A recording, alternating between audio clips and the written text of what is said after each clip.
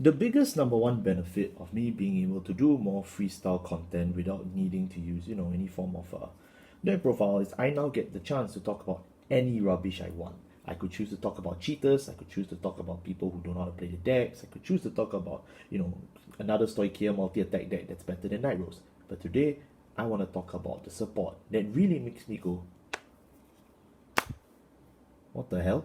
Hey, what's going on, guys? I'm Neierzach here. Today I am back to cover Cardinal Deus Orfist in DivineZ. Or more rather, this isn't a deck profile. Sorry for the false alarm. This is actually going to be, again, another discussion video because, these seem to do pretty well, or at least the videos that are done more in free spirit seems to be the ones that you guys really reciprocate. So, alright, I'm not going to stop doing deck profiles, but I can continue to do more of these, right? Because these are, at least from what I see, pretty well reviewed. Today, I'm going to go through the DZBT05 support for Orfist. Moreover, it's going to be on these two. This is Neierzach, and then this is Tenebria, yes. So today we're going to go through the two of them because honestly, Orfist for the longest time, he's in a very weird design space. They set out on one path for Orfist, which is we want him to be a big guy, right? We want him to be someone who can spawn tokens and build his own bots, and then moving forward, we would just have hand support because a lot of the Orfist support either could could do the front row attack for him, or could give him more resources, or Boba Mind could counter charge. So Orfist became somewhat of a tank deck, right? And then next set they gave you spot removal and draw, and then the following set they gave you a multi-attack with a PBD skill, and then set 4 they gave you a PBD, a pocket PBD, and then after that they gave us Orfist Radius, who changed the entire mechanic entirely. He just now was purely multi-attack. You have to build your bots yourself, and then afterwards, they tried to give you some bot builders or multi-extenders, and then after that they just swapped that out of the window and they gave you Orfist Masks.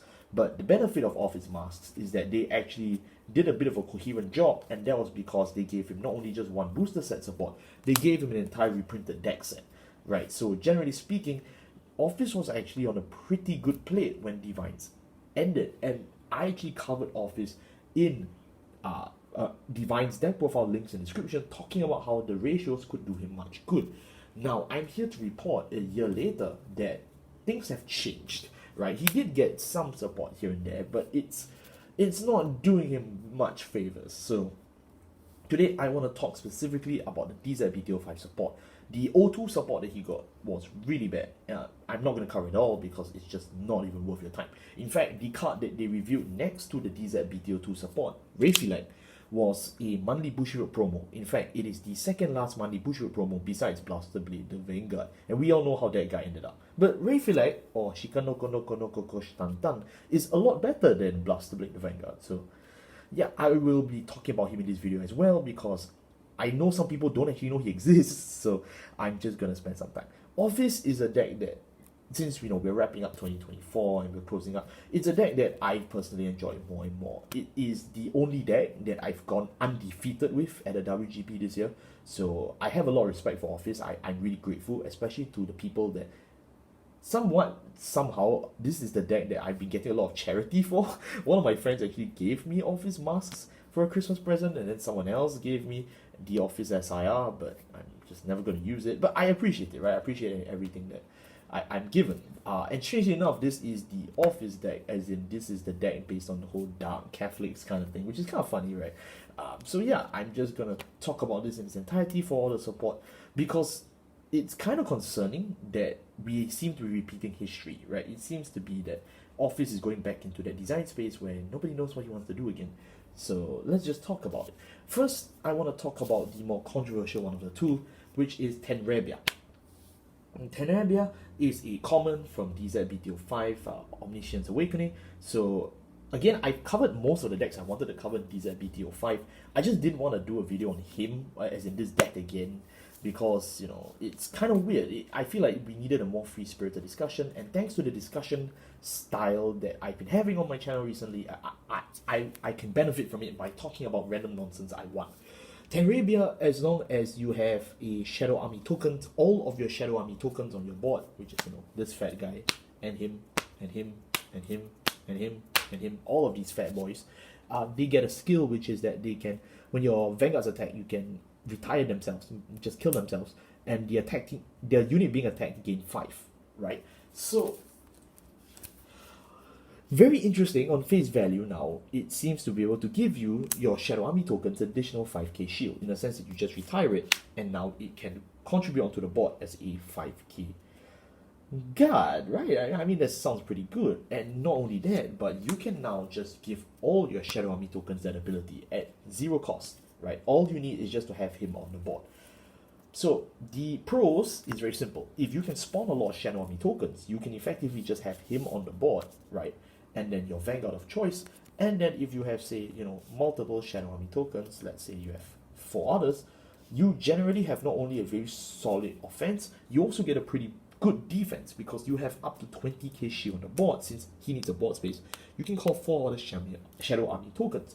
I believe Tenebria can give rise to a form of stall Orfist, wherein if you just use the original Orfist from set 1, Cardinal Deus Orfist, his skill is you pay 2 counter blasts, so you just pay 2 counter blasts, and if you do, you can spawn 3 Shadow Army tokens. So by having him on the board, you can just spawn 3 with 2 counter blasts. It's pretty affordable.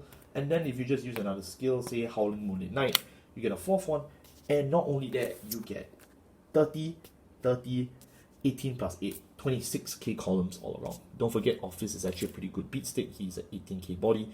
So you actually get a lot of solid numbers, and you also now get 20k shield. So in a format which is a lot slower, some may say now, you actually get a lot of benefit just by playing passively and keeping a very low board. And not only is this board low investment in terms of, in terms of the cost you need to build it, it's also low investment as a deck, right? I think in a technical Orfist stall build can be really affordable, and a lot of the cards seem to support this, right? So seem to support this shield mentality of just blocking it out. And then, if you just want to kill your opponent, since you have a lot of naturally set world orders into the order zone by virtue of tank Orfist, you can then just write Orfist Regis on top of him, and when Orfist Regis attacks, as long as you have 4 more world orders, you get to call 2 more Shadow Army tokens when he attacks, which automatically means that you can now play basically Night Rose. I hate people. And it's just that simple, Now you can not only play a more stall tank style Orfist, you can then afterwards just continue to play a multi-attack turn once you want to swap from an offensive to from a defensive to an offensive edge. And all you need to have on the board is this guy, right? That's all you need to have on the board. As long as you can find other ways to build into building Shadow Army tokens, he can generally just turn them on to 20k shields, which is nice. The downside with Tenebria is exactly that. He needs to be on the board, and then he turns your tokens into defensive shields. Orfist has never been good at defense, right? He's never been that good. He's always been more of a glass cannon deck. And the issue with that is definitely that you are now taking up spots on your board, the board that you need to retire for Shadow Army tokens, to now just turn it into a form of subpar shield. So, it's kind of bad. It is funny, okay?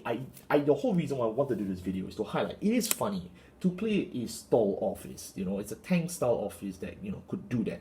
I think it's very funny. In fact, it's so funny, I'm going to put a tank Orfist list into my members list for my channel members. So again, this is a small thing. Channel membership is $27. Generally, my members, I just tend to do that list that I don't cover in my regular content, so you are paying for a little bit extra, and it does support me in what I do. So again, thank you all for everything. Yeah, I'm just gonna put a list in there just for fun. It's a theoretical list, but from this video, which everyone can see, you can see it's kinda easy to build. You just need him in the right deck, 4 of him in the main deck, and then the rest can just be shield cards or cards that can help you multi-attack, or even cards that can just help you procure advantage, and then of course 4 of this guy. But because it's susceptible to control, right? If you don't have a way to protect him, if these guys die, your Orfist on the board is just a big dummy. He's not going to have any ways to protect himself with the 5 Shadow Army tokens. In fact, they all would have died through the control. And now, not only is he all alone, you have no offense or defense. Yeah. So again, that is the problem of this guy. I do feel that, you know, he does have quite a fair bit of drawbacks, but it is interesting to think about what he does offer to the deck. Now, the other card I do want to talk about, and the one that has somewhat better application but not really, is Neierzach. And I like this guy so much, I bought him in 3 different rarities. Okay, you're welcome. I mean, it was pretty cheap. Nobody likes Orfist nowadays. Neierzach is definitely very interesting because he has 2 very unique but repeated skills. His first skill is, when placed on a rearguard circle, if you have 2 or more Shadow Army tokens on your rearguard circles, this unit gains 10,000 power or 10,000 shield. So whenever he's moved, right, whenever he's going to a different circle, as long as you have 2 Shadow Armies on your rearguards, he can become a 20k body or 15k shield. 20k body is not bad, right? But it is just numbers for a bit. 15k shield, on the other hand, is insane because Orfist needs as much defense as possible. As long as you can maintain having Shadow Army tokens, I'll say that's a win-win. The downside of Neierzach is that he needs you to already have Shadow Army tokens. If you do not have Shadow Army tokens, he's useless. The second skill is, when this guy is retired, from rearguard during your battle phase, you can put this card back in the hand. So it's both really good and really bad. Why does it matter if it's retired during the battle phase? It's very simple. When you play Orfist Regis or even Orfist Masks, right, you generally will call Shadow Army tokens on top of your front row rearguard units, right? That's how you replace them to multi-attack. It's kind of like Eugene, but at least Orfist is playing around it to build into synergy, right? So when you call your units over, you get effects. Very popular examples include previously discussed cards like this guy. This is Polaxis, or even stuff like Opart, right? These are the cards in modern time for Orfist that play around this synergy. Neierzach follows this synergy by having this exact same skill.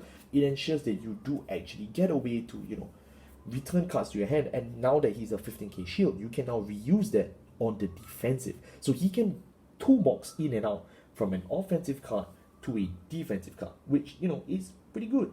I would say, right? It seems good, but the problem in Neierzach is exactly the same as Tenebria, which is that they need Shadow Army tokens on the board. The second you lose your Shadow Army tokens, they are both useless. And that's a very sad theme for the DZ BTO5 support. I have no idea why they have chosen this route. Why not focus on the worlds? Why not focus on, you know, doing things? I thought we had learned our lesson from, you know, DBTO6, DBTO9. I thought we learned our lesson and no longer played towards Shadow Army synergies.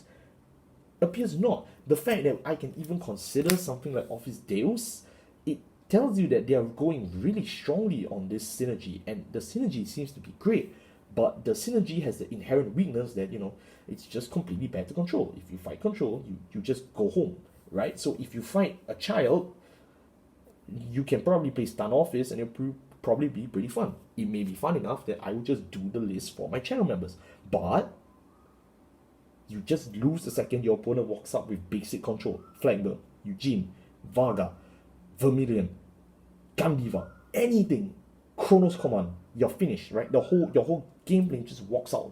You're done. So, is there a card from 2024 that will not force me to play like, you know, I'm completely hinged based on my board? The answer to that is Shikanoko Noko Noko Koshtanta. Raphilog is the Malibushiro promo that I mentioned earlier, and it's actually pretty good. Its first skill is, when placed on a rearguard circle, if you have a Dark Knight or Abyssal Dark Knight, Energy Blast 3, look at the top 7 cards in your hand, add a grade 3 to your hand that's not a Regalis piece or a World Order, and add it to your hand and shuffle. The second skill is, when placed on the rearguard circle, continuous on the Guardian Circle, if your world is in Dark Knight or Abyssal Dark Knight, it gains 5,000 shield. Now, Dark Knight and Abyssal Dark Knight can only occur as early as turn 2.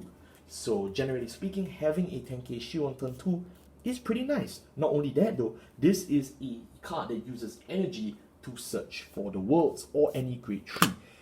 Using energy, a resource that Orfist has generally never used yet, is always going to be a good thing, right? You can now search for any grade 3, including units like the masks, your other personas, right, and any of your worlds. And generally, it's going to be a good time for a top 7. It's definitely a card worth playing in Orfist.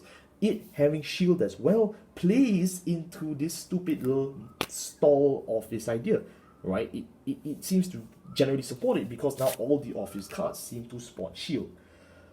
And that's really nice, but honestly, I think Raphilog is a flexible enough card that will see play in Orfist definitely in the long run, but in terms of how Orfist changes as a deck, I'm not sure. And that is going to be my conclusion for DivineZ Orfist reporting / a discussion about Orfist and DivineZ. I have no idea what this video will be called. We'll find out. Generally speaking, in terms of all the support that Orfist got in DZ 5, I am very mixed about it. On one hand, it plays really well, it has a good idea behind it, and it even seems to bring back a boss monster from 2021. The downside to it is that it leaves you completely vulnerable to basics like control, and it doesn't seem to push the deck further in terms of its current competitive state, the masks. So again, it really leaves me wondering, what are they planning to do with Orfist? It's been a whole year, and we barely get enough cards to call it a day, right? If decks like Flagberg, Eugene, Vermilion, Ezel, Maelstrom can all get pretty working up and walking around, hell, even Youth Burke, I don't understand why Orfist has to be gimped so badly. Yes, he did benefit from the dying breaths of the Monday Bushiroad system in the form of Raphilog, but if you ask me, one card a year isn't what you call relevancy. I may have gone 4-0 with Orfist, but I still lost the tournament. I still wasn't able to win because one card generally is just not good enough, even if I'm the strongest Orfist players on Earth. But I'm not, okay? I'm not that good.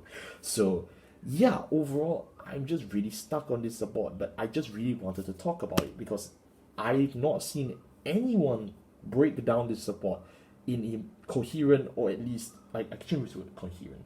I haven't seen anyone break down this support in a more analytical fashion, right? Everyone's just like, oh, this is another double ref Orfist, oh, this is another pack filler, and we just call it a day. But to me, I'm like, isn't there a deeper discussion to be held about this nonsense? So I wanted to at least try.